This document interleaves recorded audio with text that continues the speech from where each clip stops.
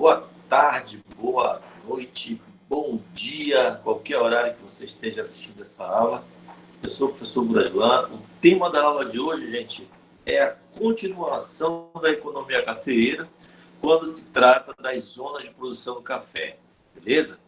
Então, na última aula, trabalhei o tema enfatizando a ideia do Vale do Paraíba, onde foi plantado, como foi plantado e como se deu esse processo de expansão aí do Vale do Paraíba até 1850, valeu? Hoje, eu vou tratar da economia cafeeira numa zona específica conhecida como o Oeste Paulista. Para isso, eu vou ter que fazer com que você entenda o que ocorreu, um fenômeno chamado a Marcha do Café, gente. A Marcha do Café, ela foi a expansão da zona do Vale do Paraíba para o Oeste Paulista. Então, olha aqui a imagem em questão. Vou mostrar para você, ó.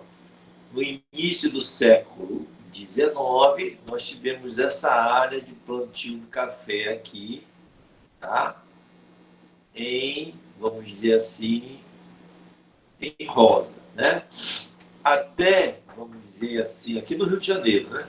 Até a década de 1830, essa área aqui, ó, tá?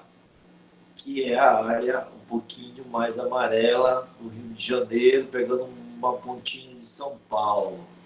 E até 1850, nós tivemos a área aqui do Vale do Paraíba, pegando uma parte do estado das Minas Gerais, se aprofundando aqui para São Paulo, né, e uma ponta do Rio de Janeiro. Então, nós tivemos aqui a expansão dessa lavoura na década de 1850 até a década de 1880. Então, essa área verde aqui que aparece na imagem. Essa área aqui de Ribeirão Preto, Araraquara, que é o que nós vamos chamar de zona de produção do Oeste Paulista, galera. Então, nós vamos ter aqui uma expansão da lavoura do café, tá? A marcha do café motivada aqui dentro desse contexto. Então, nós vamos ter aqui o Oeste Paulista, né, que vai ser a principal área produtiva do café na região sudeste do Brasil, tá? A partir da década de 1850. Então, ó, a produção fluminense, que é a produção do Rio de Janeiro, né? Dependente de uma exploração sistemática das terras, logo começaria a sentir seus primeiros sinais de crise. Como assim crise, professor? É o seguinte, o café consegue, né, ganhar o gosto mundial, o café brasileiro ganha o gosto mundial, ganha o gosto europeu, ganha o gosto americano, e o café brasileiro passa a ser a principal atividade econômica do Brasil no século XIX. No entanto, enquanto que as lavouras estavam, obviamente, oferecendo esse café para o mercado mundial, houve um aumento, vamos dizer assim, desse consumo do café no mundo inteiro, e a zona de produção do Vale do Paraíba não conseguiu acompanhar esse processo de aumento do consumo. E isso vai gerar uma crise, né? Ao mesmo tempo, nós vamos ter a proibição do tráfico de escravos em 1850, com a Lei Eusébio de Queiroz, né? E inviabilizou os moldes produtivos que inauguraram a produção cafeira no Brasil. Ou seja, essa lei de 1850, que foi a lei que proibiu o tráfico de escravos para o Brasil, né?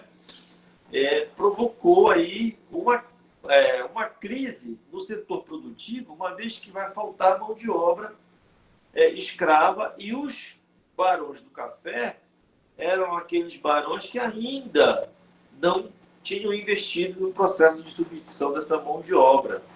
Então, eram cafeicultores muito atrelados aos moldes de produção lá da colônia, beleza? Ó, no entanto, nesse meio tempo, a região do Oeste Paulista ofereceu condições, né, para que a produção do café continuasse a crescer significativamente. Ou seja, nós vamos ter aqui um cafeicultor no Oeste Paulista muito mais, vamos dizer assim, preparado para atender essa nova demanda do café mundial. Então, houve um deslocamento, vamos dizer assim, dessa zona produtiva do Vale do Paraíba em direção ao Oeste Paulista. As principais características, ó, os cafeicultores paulistas deram uma outra dinâmica à produção do café, incorporando diferentes parcelas da economia capitalista, gente. Era um cafeicultor diferenciado. Ele já não estava mais preso aos valores da colônia, aos valores da plantation, da escravidão, tá? Dessa agricultura extensiva. Ele queria uma agricultura intensiva voltada para atender os moldes do capital, do capitalismo. Mentalidade fortemente empresarial desses fazendeiros, introduziu novas tecnologias, ó, formas de plantio favoráveis e uma nova expansão cafeeira. Ou seja, nós vamos ter uma mudança de mentalidade que vai, obviamente, promover investimentos no setor produtivo. Não só no setor produtivo, no setor de transporte, gente. Por exemplo, enquanto que no Vale do Paraíba o transporte era feito no lombo das mulas do café, né? Aqui, por exemplo, vai haver investimento no transporte em ferrovias. Ainda temos uma situação favorável no Oeste Paulista, que é a presença do solo de terra roxa, que era o solo propício para o plantio do café. Isso promoveu uma aceleração do processo produtivo. Além de plantar e colher mais rápido, o cafeicultor tinha condições de escoar com segurança toda a sua produção para o novo porto que vai ser montado para atender essas demandas, que vai ser o Porto de Santos. Enquanto o Vale do Paraíba transportava no lombo das mulas para o porto do Rio de Janeiro, né, o cafeicultor do Oeste Paulista ele vai produzir em larga escala, em solos mais férteis, ter uma produção muito mais rápida e consegue, obviamente, escoar essa produção pelas ferrovias. Olha aí. Para suprir a falta de escravos, atraíram mão de obras de imigrantes europeus e recorreu a empréstimos bancários para financiar as futuras plantações. Então, você percebe que houve toda uma mudança de comportamento desse barão do café, que investiu aí na mão de obra livre paga, né? Que fez empréstimos para que pudessem otimizar e financiar essas plantações. Então, nós tivemos todas essas mudanças. Então, vamos lá, para fazer o resumo dessa aula. Primeiro, o Oeste Paulista, né, o predomínio é pós-1850, né? O modelo de produção era empresarial voltado aos moldes do capitalismo. As técnicas de produção eram mais modernas, né?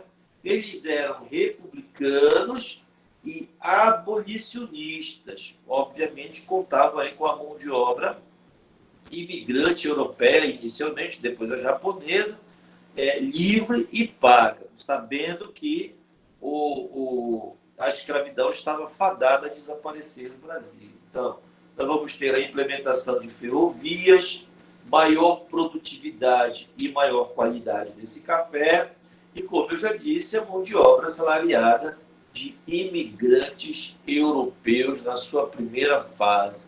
Valeu, galera! Essa foi a minha dica de hoje. Fique com Deus. Muito obrigado. Valeu. Grande abraço.